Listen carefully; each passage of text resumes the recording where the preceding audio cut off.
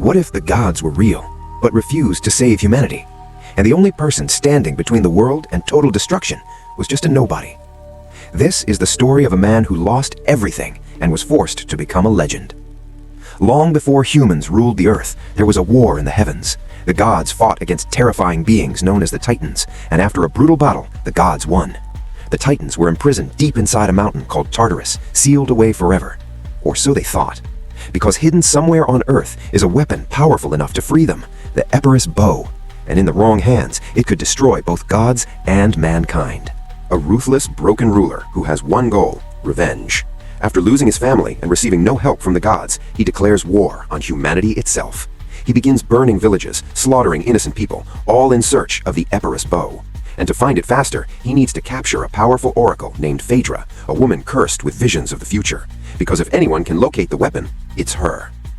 In a small, forgotten village, we meet Theseus. He's not a prince, he's not a warrior, he's just a poor villager living with his mother. But there's something different about him. He's been secretly trained by an old man who seems to know more than he should.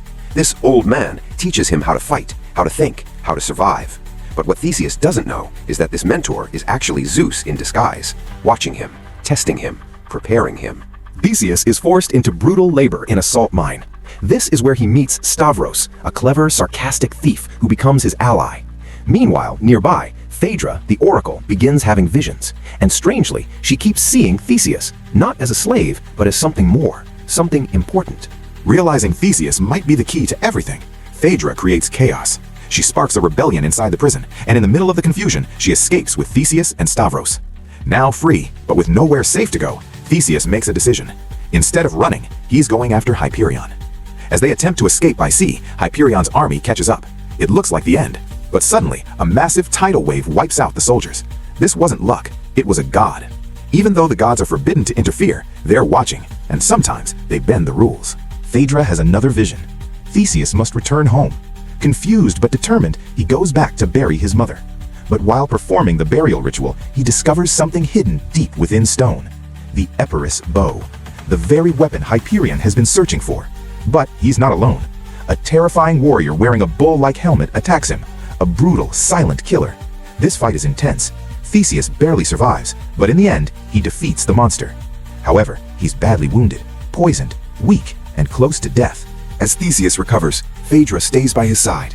For the first time, she chooses to give up her visions, because seeing the future has only brought her pain. And in this moment, they connect. Not as chosen ones, but as two broken people trying to survive.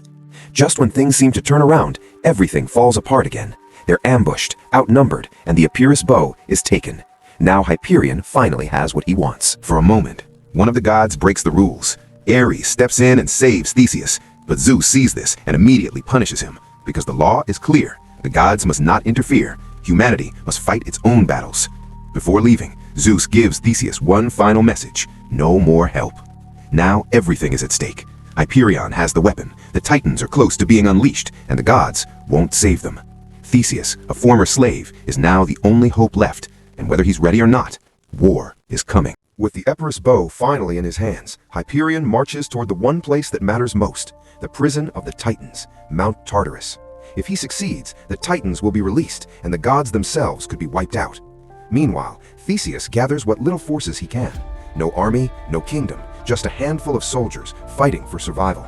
This isn't a fair fight, it's a last stand. As the battle begins, Hyperion unleashes the power of the Epirus bow. Each shot isn't just an arrow, it multiplies, turning into a storm of destruction. Walls crumble, soldiers fall instantly, entire defenses collapse. There's no doubt anymore. If he reaches the Titans, everything ends. Despite resistance, Hyperion pushes forward, step by step, closer to the sealed chamber. Theseus fights his way through chaos, desperate to stop him. But he's just one man, and Hyperion is unstoppable. Finally, Hyperion reaches the entrance and uses the bow to break the seal. The prison of the Titans is opened. From the darkness, they emerge, massive, terrifying, unnatural. The Titans are free, and immediately they begin their rampage. Nothing can hold them back, not soldiers, not walls, not even hope. The gods can no longer stay out of it. Zeus, Poseidon, Athena, and the others descend to Earth. For the first time, gods versus Titans. And this battle is on a completely different level. Speed, power, impact, it's overwhelming. Even the gods start to fall. One by one, they're taken out in the chaos. This isn't an easy victory, it's a sacrifice. They're not just fighting to win, they're fighting to buy time. Time for Theseus. Because at the end of the day, this was never their fight, it was his. Amidst all the destruction, Theseus finally faces Hyperion. No armies, no distractions, just the two of them. A king fueled by revenge, and a man who lost everything. Their fight is brutal, personal. Every strike carries pain, anger, history.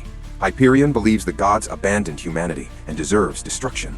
But Theseus chooses something different. Not revenge, hope. Despite being outmatched, Theseus refuses to fall. Even when wounded, even when exhausted, he keeps getting back up. Because now, he understands something.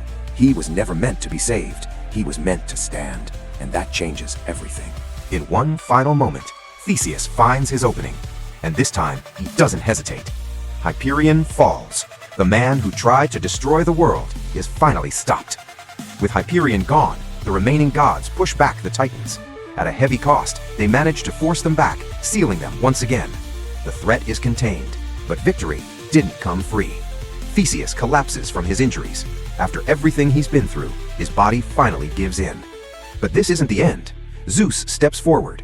The same god who refused to help now makes a choice. Theseus is taken from the mortal world and honored among the gods, not because he was chosen, but because he proved himself worthy. Time passes. Phaedra is revealed to be carrying Theseus's child. A new future, a new beginning. And in a vision, we see something chilling. The war between gods and titans is not truly over. It's only waiting for the next generation. A man who had nothing became humanity's last hope. Not because he was a god, but because he chose to fight like one. And that is what made him immortal. If you enjoyed this recap, don't forget to like, subscribe, and stay tuned, because the next story might be even more insane.